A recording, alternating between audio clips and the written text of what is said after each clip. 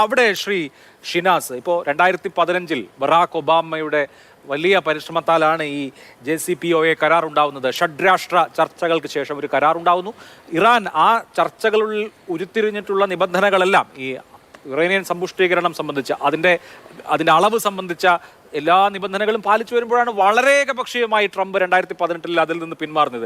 അങ്ങനെ ട്രംപ് ഈ എഗ്രിമെന്റിൽ നിന്ന് പിന്മാറിയതിന് ശേഷമുള്ള ഘട്ടത്തിലാണ് 2022 ഈ JCPOA നിബന്ധനകൾക്ക് അപ്പുറത്തുള്ള അതിനേക്കാൾ കൂടുതൽ അളവിലുള്ള അല്ലെങ്കിൽ ശതമാനത്തിലുള്ള യുറേനിയം എൻറിച്ച്മെന്റ് ഇറാന്റെ ഭാഗത്തു നിന്നുണ്ടായത്. അതിനുശേഷമാണ് കാര്യങ്ങൾ വഷളാവുകയോ ഒക്കെ ചെയ്തത്. അപ്പോൾ ഇപ്പോൾ അമേരിക്ക സമാധാനം എന്ന് പറയുമ്പോൾ ട്രംപ് തന്നെ യൂണിലാറ്ററലായിട്ട് വിഡ്രോ ചെയ്തിട്ടുള്ള ഒരു കരാർ അവിടെ നിൽക്കുന്നു. സമാധാനം എന്ന് പറയുന്നത് എന്ത് സമാധാനമാണ് ഉദ്ദേശിക്കുന്നത്?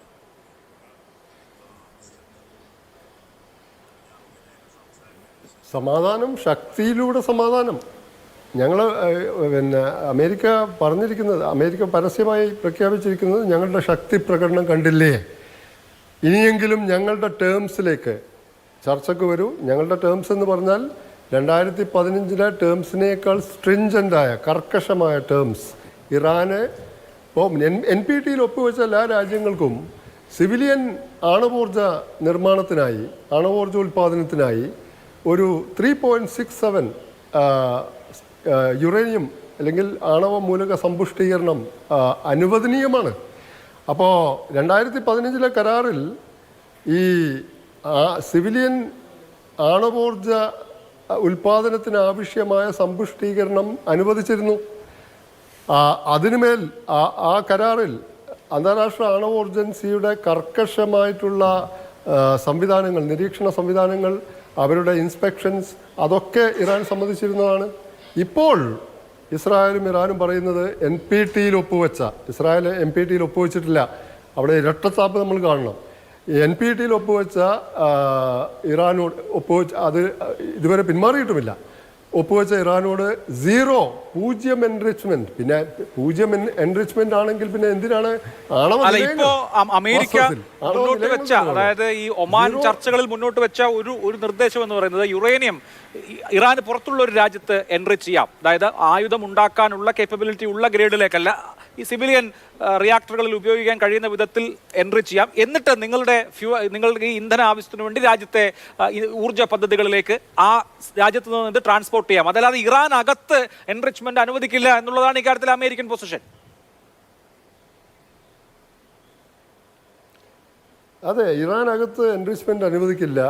അന്താരാഷ്ട്ര ആണവോർജ ഏജൻസിയുടെ കർക്കശമായ നിരീക്ഷണത്തിന് കീഴിൽ പോലും എൻറിച്ച്മെന്റ് പാടില്ല എന്നൊക്കെ പറയുന്നതിൻ്റെ ആത്യന്തിക ലക്ഷ്യം ഇറാൻ എന്ന രാജ്യം ഒരു ആണവ ആയുധ രാജ്യമായി മാറരുത് എന്നത് ഇസ്രായേലിൻ്റെയും അമേരിക്കയുടെയും ആവശ്യമാണ്.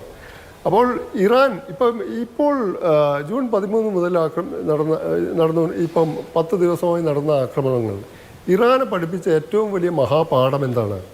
അതായത് ആണവായുധാർജനം അനിവാര്യമാണ്. അത് അത് ഏറ്റവും വലിയ പാഠമാണ് ഇറാൻ മാത്രമല്ല ആ മേഖലയിലെ രാഷ്ട്രങ്ങളും. കാരണം ഇസ്രായേൽ എന്നാൽ അപ്രഖ്യാപിത ആണവ രാഷ്ട്രമാണ്. 60കളുടെ ഒടുവിൽ 70കളിൽ തന്നെ ഇസ്രായേലിന് ആണവായുധങ്ങളുണ്ട്. അത് ലോകത്തിന് മുഴുവൻ അറിയാം. ഏതാണ്ട് 100ഓളം അണ്വായുധങ്ങൾ ഉള്ള രാജ്യമാണ് ഇസ്രായേൽ. ആ മേഖലയിൽ ഇസ്രായേൽ എന്ന ആണവ രാജ്യം മാത്രമേ പാടുള്ളൂ. അപ്പോൾ 1970കളുടെ ഒടുവിലും ഒക്കെ ഇസ്രായേൽ പ്രധാനമന്ത്രിയായിരുന്ന ബെഗിൻ സിദ്ധാന്തം ഒരു അറബ് രാജ്യവും ആണവായുധം കരസ്ഥമാക്കിക്കൂടാ എന്നാണ്. അതേ ബെഗിൻ ഡോക്ട്രിൻ തന്നെയാണ് ഇദ്ദേഹം പിന്തുടരുന്നത്. ഇപ്പോൾ ഇസ്രായേലിൻ്റെ ക്യാബിനറ്റ് ഒരു കൊയാലിഷൻ മിനിസ്ട്രിയാണ്. ആ കൊയാലിഷൻ മിനിസ്ട്രിയിലെ നാഷണൽ സെക്യൂരിറ്റി അഡ്വൈസർ ആരാണെന്ന് നോക്കൂ, മറ്റാത്തിർ ബെൻ ഗ്വിർ എന്ന് പറഞ്ഞാൽ ജൂതശക്തി എന്ന രാഷ്ട്രീയ പാർട്ടിയുടെ നേതാവാണ്. ഏറ്റവും തീവ്ര സയനിസ്റ്റ് രാഷ്ട്രീയ പാർട്ടിയാണത്. ഏറ്റവും അറബ് വിരുദ്ധ രാഷ്ട്രീയ പാർട്ടിയാണ്. നമ്മൾ ഏറ്റവും രസകരമായ വൈരുദ്ധ്യം 1995 ഓസ്ലോ സമാധാന ഉടമ്പടിയിൽ യിഷാഖ് റാബിൻ എന്ന് പറയുന്ന മോഡറേറ്റ് ആയിട്ടുള്ള, കൂടുതൽ പലസ്തീനുമായിട്ടുള്ള കാര്യത്തിൽ കൂടുതൽ അക്കോമഡേറ്റീവ് ആയിട്ടുള്ള ഇസ്രായേൽ പ്രധാനമന്ത്രി വധിക്കപ്പെട്ടപ്പോൾ, അതും ഒരു സയനിസ്റ്റ് തീവ്രവാദി വിഭാഗത്തിൽപ്പെട്ട വിദ്യാർത്ഥിയാണ് വധിച്ചത്. അപ്പോൾ ഷിൻ ബെറ്റ് എന്ന് പറഞ്ഞാൽ ഇസ്രായേലിൻ്റെ രഹസ്യാന്വേഷണ ഏജൻസികളിലൊന്നാണ്.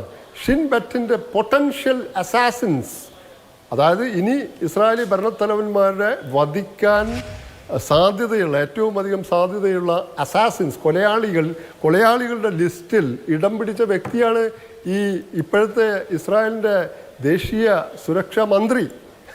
അപ്പോൾ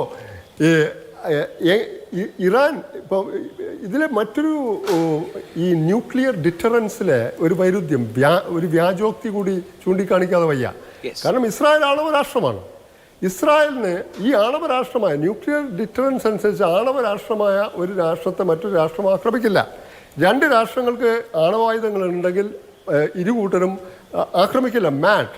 മ്യൂച്വൽ അഷ്വേർഡ് ഡിസ്ട്രക്ഷൻ, അതാണല്ലോ ശീതയുദ്ധകാലത്ത് അവർ ആണവായുധം പ്രയോഗിച്ചില്ല രണ്ടു കൂട്ടരും, സോവിയറ്റ് യൂണിയനും അമേരിക്കയും. അപ്പോൾ ഇസ്രായേലിൻ്റെ കൈവശം ആണവായുധങ്ങളുണ്ട്. അപ്പോൾ ഈ ആണവായുധമുള്ള, അതും വളരെ അഡ്വാൻസ്ഡ് ആയിട്ടുള്ള ടാക്ടിക്കൽ ന്യൂക്ലിയർ വെപ്പൺസ് പോലുമുള്ള ഇസ്രായേൽ പറയുകയാണ് ഇറാൻ എക്സിസ്റ്റൻഷ്യൽ ത്രെട്ടാണ്.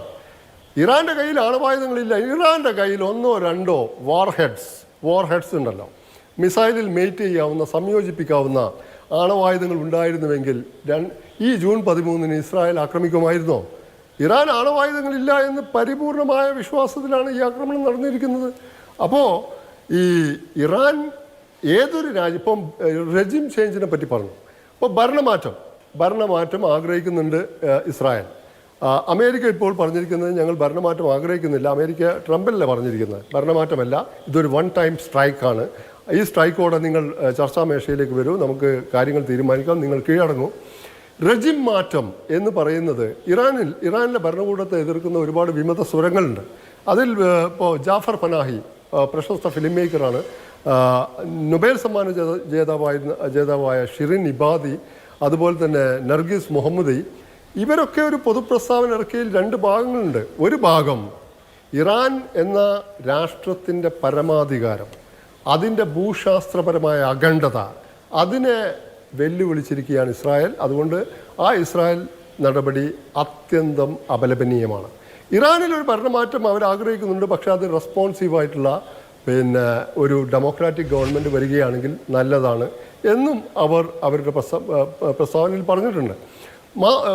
മറ്റൊരർത്ഥത്തിൽ ഈ ഇസ്രായേലി അഗ്രഷൻ, പ്രകോപനമൊന്നുമില്ലാത്ത ഈ പ്രീഎംപ്റ്റീവ് സ്ട്രൈക്ക്, ഒരു പ്രകോപനവുമില്ലാത്ത, വാസ്തവത്തിൽ ഇറാനിയൻ ജനതയെ ഇറാൻ ഭരണകൂടത്തിന് നിലവിലുള്ള ഇറാൻ ഭരണകൂടത്തിന് എതിരാക്കുകയല്ല ചെയ്തിരിക്കുന്നത്.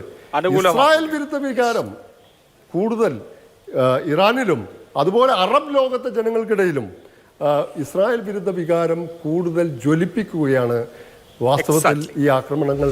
ഈ അമേരിക്ക ഇടപെട്ടതോടെ അത് കൂടി, അത് കൗണ്ടർ പ്രൊഡക്റ്റീവാണ് വാസ്തവത്തിൽ രണ്ടർത്ഥത്തിൽ. ഒന്ന്, ആണവായുധങ്ങൾ ഈ രാഷ്ട്രങ്ങൾ ആർജിക്കരുത് എന്നത്,